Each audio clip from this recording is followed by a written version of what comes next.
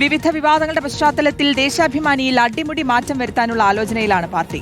സെപ്റ്റംബറിൽ നടക്കുന്ന വിശാല സംസ്ഥാന കമ്മിറ്റിക്ക് ശേഷം മാറ്റങ്ങൾ നടപ്പിലാക്കുന്ന തരത്തിലാണ് ചർച്ചകൾ. വരാന്തപ്പതിപ്പ് വിവാദത്തിലുടൻ നടപടിയെടുത്തേക്കും. കടുത്ത നടപടിയാണോ പേരിനൊരു നടപടിയാണോ എന്നതിൽ പാർട്ടി നിലപാട് അറിഞ്ഞതിന് ശേഷമായിരിക്കും ദേശാഭിമാനി മാനേജ്മെന്റിന്റെ തീരുമാനം. ഗോപാൽ ശീലാസനൽ നമുക്കൊപ്പം ചേരുകയാണ്. Gopal, good morning.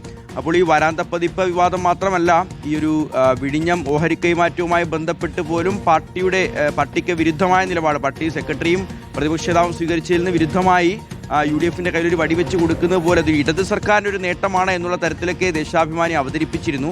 അത് പിന്നീട് പാർട്ടി വിശദീകരിക്കാൻ പാടുപെടുന്നു നമ്മൾ കണ്ടു. അപ്പോൾ ഇത്തരത്തിൽ തുടർച്ചയായിട്ടുണ്ടാകുന്ന വീഴ്ചകൾ വളരെ ഗൗരവത്തിലെടുത്ത് കടുത്ത നടപടിയിലേക്ക് നീങ്ങുമോ പാർട്ടി?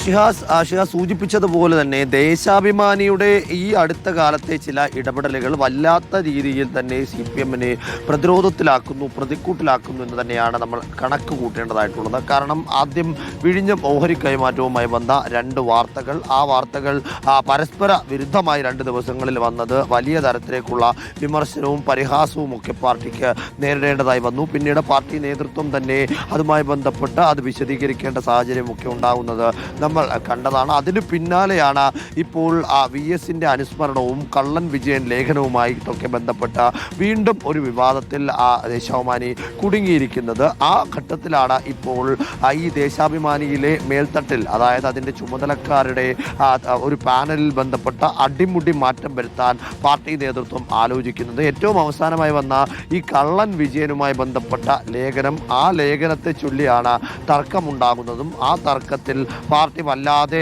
ശ്വാസം മുട്ടുന്നത് നമ്മൾ കണ്ടതാണ്. ഏറ്റവും ഒടുവിൽ ആ ലേഖനവുമായി ബന്ധപ്പെട്ട വിഷയത്തിൽ മുതിർന്ന എഡിറ്ററോട്, അതായത് വാരാന്ത്യപ്പതിപ്പിൻ്റെ ചുമതല വഹിക്കുന്ന എഡിറ്ററോട് ദേശാഭിമാനിയും പാർട്ടി നേതൃത്വവും വിശദീകരണം തേടിയിരുന്നു.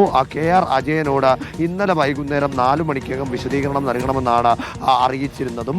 ഈ അനാവശ്യമായ വിവാദമുണ്ടാക്കി കടുംപിടുത്തം പിടിച്ച് പാർട്ടിയെ പ്രതിക്കൂട്ടിലാക്കി തുടങ്ങിയ വിമർശനങ്ങളൊക്കെയാണ് ഈ വിഷയത്തിൽ അനൗദ്യോഗികമായി ഉയർന്നു വരുന്നത്. ആ ഘട്ടത്തിൽ ഇതുമായി ബന്ധപ്പെട്ട ഒരു പരിഷ്കാരത്തിന് പാർട്ടി ഒരുങ്ങുന്നു എന്ന സൂചനകളാണ് അറിയാൻ സാധിക്കുന്നത്. CPM-ന്റെ സെപ്റ്റംബറിൽ നടക്കുന്ന വിശാല സംസ്ഥാന കമ്മിറ്റിക്ക് ശേഷമായിരിക്കും ദേശാഭിമാനിയുടെ അണിയറയിലെ ദേശാഭിമാനിയുടെ ചുമതലക്കാരുടെ പാനലിൽ ഒരു മാറ്റം കൊണ്ടുവരാൻ ആലോചിക്കുന്നത്. അതേസമയം തന്നെ മറുവശത്ത് ഈ വിവാദങ്ങളിൽ ഏറ്റവും അവസാനമായി ഉണ്ടായ വിവാദമടക്കമുള്ള വിവാദങ്ങളിൽ ഒരു നടപടി എന്നതിനെക്കുറിച്ച് ഇപ്പോൾ പാർട്ടിയും പാർട്ടി പത്രവും ആലോചിക്കുന്നുണ്ട്. ഒരു കടുത്ത നടപടി വേണമോ, ആ നടപടി ഉണ്ടായാൽ പോലും അത് വലിയ തരത്തിലേക്കുള്ള ചർച്ചയും വാർത്തയും വീണ്ടുമാകും എന്നതിനാൽ തന്നെ ഒരു വലിയ നടപടിയിലേക്ക് പോകേണ്ടതുണ്ടോ, അതോ പേരിനൊരു താക്കീതോ അല്ലെങ്കിൽ എന്തെങ്കിലും തരത്തിലേക്കുള്ള അച്ചടക്ക നടപടിയിലോ ഇത് ഒഴിവാക്കി ഒതുക്കി തീർക്കണമോ എന്നതാണ് ഈ ഘട്ടത്തിൽ പാർട്ടിയെ സംബന്ധിച്ചിടത്തോളം തീരുമാനിക്കേണ്ടതായിട്ടുള്ളത്. എന്താണെങ്കിലും ദേശാഭിമാനി എന്നത് ഒരു ഘട്ടത്തിൽ നിന്ന് മറ്റൊരു ഘട്ടത്തിലേക്ക്